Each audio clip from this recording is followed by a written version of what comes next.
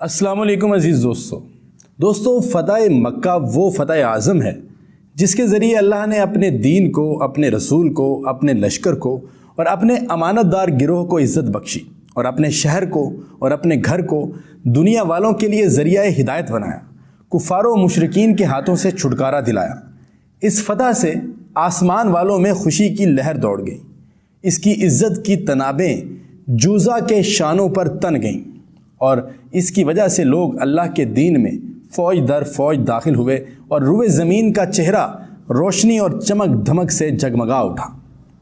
صلح حدیبیہ کے ذکر میں ہم یہ بات بتا چکے ہیں کہ اس معاہدے کی ایک دفعہ یہ تھی کہ جو کوئی محمد صلی اللہ علیہ وآلہ وسلم کے عہد و پیمان میں داخل ہونا چاہے داخل ہو سکتا ہے، اور جو کوئی قریش کے عہد و پیمان میں داخل ہونا چاہے داخل ہو سکتا ہے، اور جو قبیلہ جس فریق کے ساتھ شامل ہوگا اس فریق کا ایک حصہ سمجھا جائے گا۔ لہٰذا ایسا کوئی قبیلہ اگر کسی حملے یا زیادتی کا شکار ہوگا تو یہ خود اس فریق پر حملہ اور زیادتی تصور کی جائے گی۔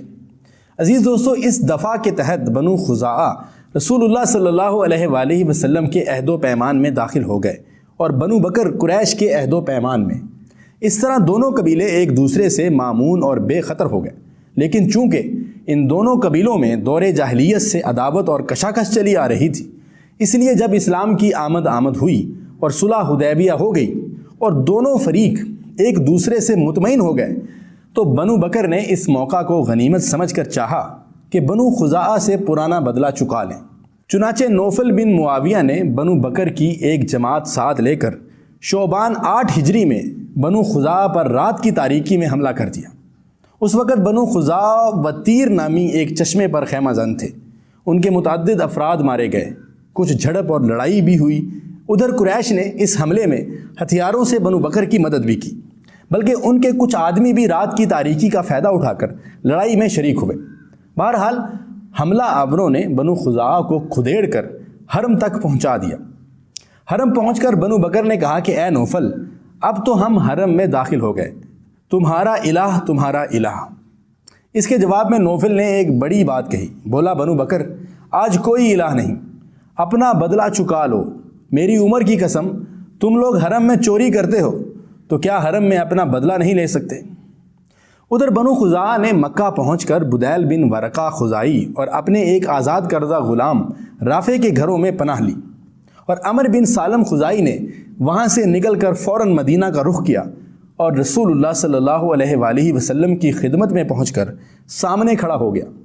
اس وقت مسجد نبوی میں صحابہ کرام رضی اللہ تعالی عنہم کے درمیان رسول اللہ صلی اللہ علیہ وآلہ وسلم تشریف فرما تھے۔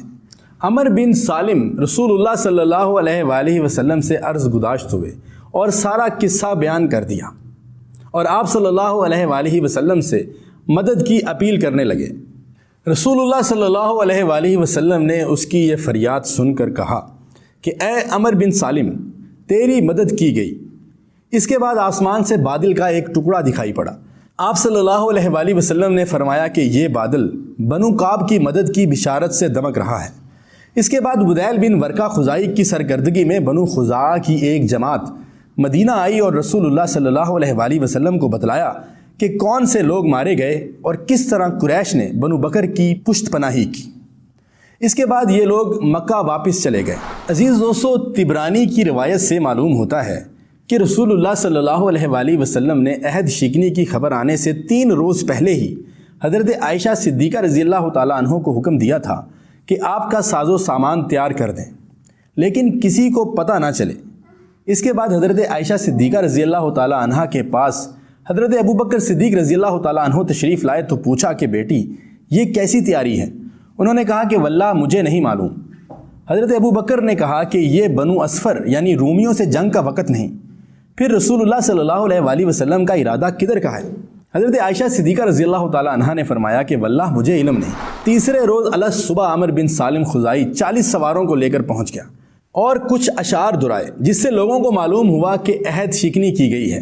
اس کے بعد بدیل آیا، پھر ابو سفیان آیا، اور لوگوں کو حالات کا ٹھیک علم ہو گیا۔ اس کے بعد رسول اللہ صلی اللہ علیہ وآلہ وسلم نے تیاری کا حکم دیتے ہوئے بتلایا کہ مکہ چلنا ہے، اور ساتھ ہی یہ دعا فرمائی کہ اے اللہ، جاسوس اور خبروں کو قریش تک پہنچنے سے روک دے اور پکڑ لے تاکہ ہم ان کے علاقے میں ان کے سر پر ایک دم جا پہنچیں۔ پھر کمال اخفاء اور رازداری کی غرض سے رسول اللہ صلی اللہ علیہ وآلہ وسلم نے شروع ماہ رمضان 8 ہجری میں حضرت ابو قتادہ بن ربعی کی قیادت میں 8 آدمیوں کا ایک سریہ بطن عظم کی طرف روانہ فرمایا۔ یہ مقام ذی خشب اور ذی المروہ کے درمیان مدینہ سے 36 عربی میل کے فاصلے پر واقع ہے۔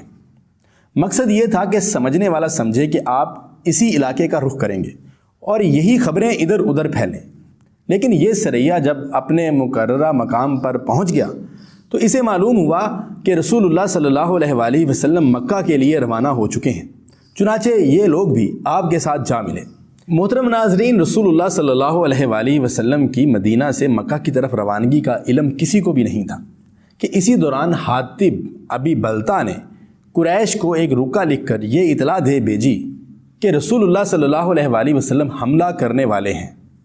انہوں نے یہ رکا ایک عورت کو دیا تھا اور اسے قریش تک پہنچانے پر معاوضہ رکھا تھا۔ عورت سر کی چوٹی میں رکا چھپا کر روانہ ہوئی، لیکن رسول اللہ صلی اللہ علیہ وآلہ وسلم کو آسمان سے حاطب کی اس حرکت کی خبر دے دی گئی۔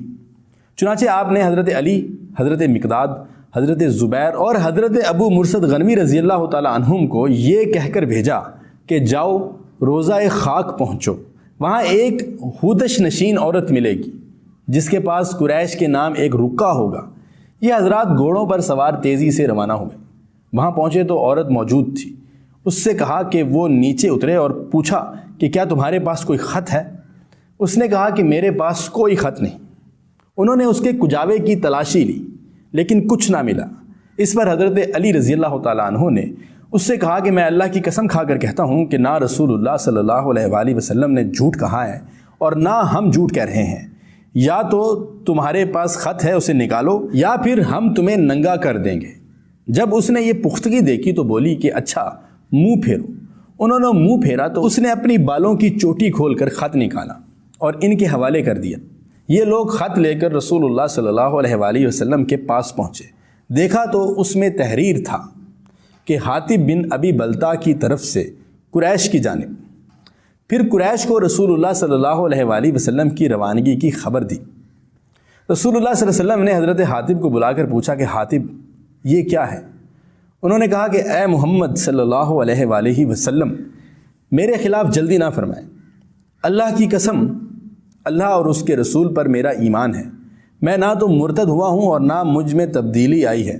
بات صرف اتنی ہے کہ میں خود قریش کا آدمی نہیں، البتہ ان میں چپکا ہوا تھا اور میرے اہل و عیال اور بال بچے وہی ہیں، لیکن قریش سے میری کوئی قرابت نہیں کہ وہ میرے بال بچوں کی حفاظت کریں۔ اس کے برخلاف دوسرے لوگ جو آپ کے ساتھ ہیں وہاں ان کے قرابت دار ہیں جو ان کی حفاظت کریں گے۔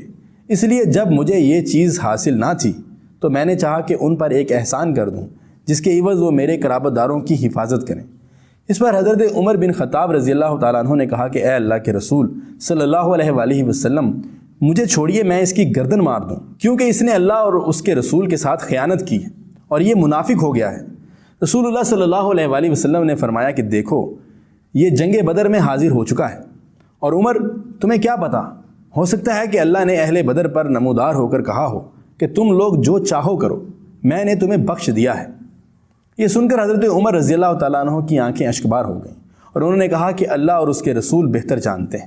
محترم و مکرم ناظرین، قریش کو ابھی یہ معلوم نہیں ہوا تھا کہ رسول اللہ صلی اللہ علیہ وآلہ وسلم کو اس بد عہدی کا علم ہو چکا ہے، لہٰذا ابو سفیان رسول اللہ صلی اللہ علیہ وآلہ وسلم کی خدمت میں اسی صلح نامے کی تجدید کے لیے حاضر ہوا۔ اس کے بعد کیا ہوا اس کا تذکرہ ہم آنے والی اگلی ایپیسوڈ میں کریں گے۔ سیرت النبی کریم صلی اللہ علیہ وآلہ وسلم کی تمام ایپیسوڈز ایک ترتیب کے ساتھ دیکھنے کے لیے ہمارے چینل کو سبسکرائب کر لیجئے اور ساتھ میں موجود بیل آئیکن کا بٹن بھی دبا دیجئے، اور ویڈیو کو لائک اور شیئر کر کے ہماری حوصلہ افزائی کرنا مت بھولیے گا۔ اپنا بہت سارا خیال رکھیے گا، دعا میں یاد رکھیے گا۔ اللہ نگہبان۔